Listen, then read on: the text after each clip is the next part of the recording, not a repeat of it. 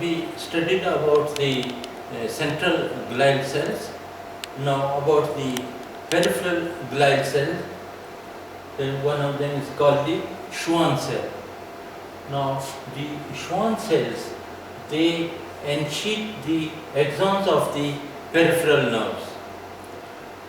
The peripheral nerves, they are of two types: unmyelinated peripheral nerves and myelinated peripheral nerves. Now the unmyelinated peripheral nerves, in that case the Schwann cells are present on the axon. They encircle the axon, but they do not produce the myelinated sheath. One Schwann cell, it forms myelin sheath around several axons, and several Schwann cells, they form myelin sheath around a single axon. Now the unmyelinated nerve fibers are, these are the post-ganglionic fibers of the autonomic ganglia and the sensory ganglia. Now Schwann cell, here they encircle the axon, and in between the two Schwann cell,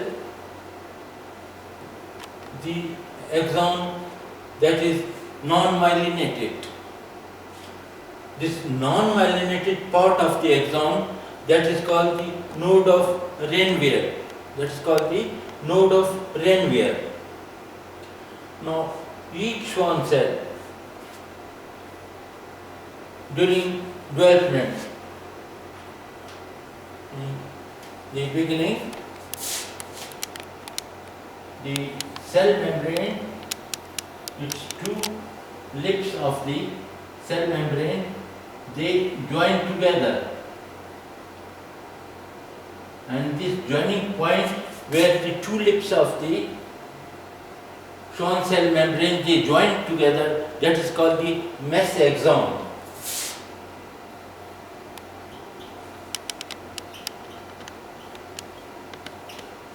That is called the mesaxon.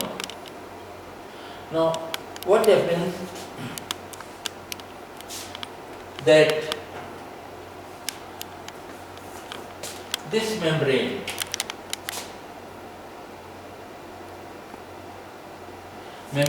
of the Schwann cell, double layer, that encircles the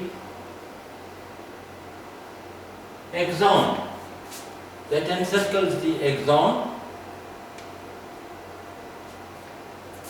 and several layers of the membrane, they are formed around the axon, and this gap between the membranes, between these two layers, that is filled by the lipids called the myelin. In this way, they form a myelin sheath around the axon.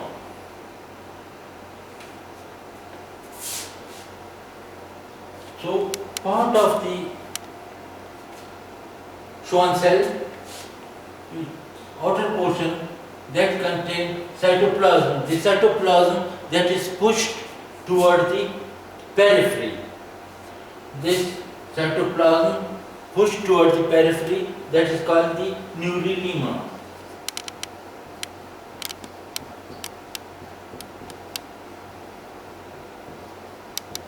And the nucleus that is also pushed toward the periphery. Nucleus that is also pushed toward the periphery.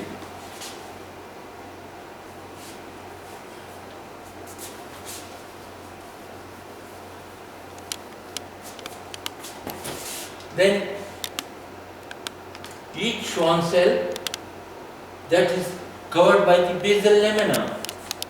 Each Schwann cell having a nucleus Here it is covered by basal lamina.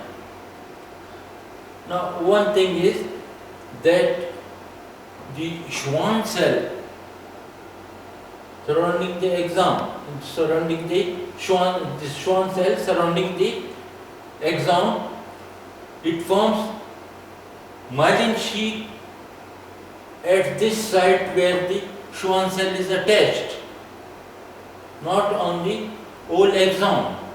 And this Schwann cell, it forms myelin sheath here around this site, and this one. So I told you that the Schwann cell that is covered by the basal lamina. Now this basal lamina extends from one node to other node. In this way, it covers the node of Ranvier also. It covers the node of Ranvier also.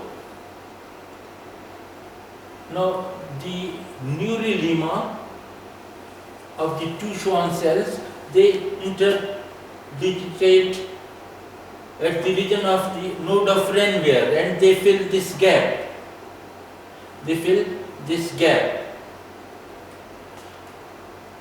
The axon is covered by membrane called the axolemma, while the membrane covering the Schwann cell is called the plasma lemma.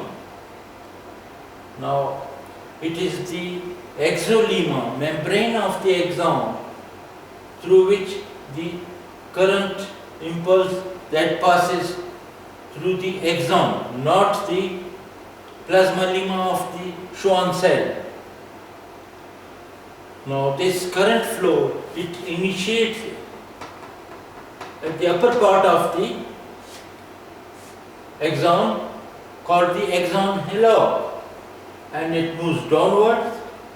Here there is resistance to this flow, and this flow, the current increases, and then from here it speeds and moves downwards.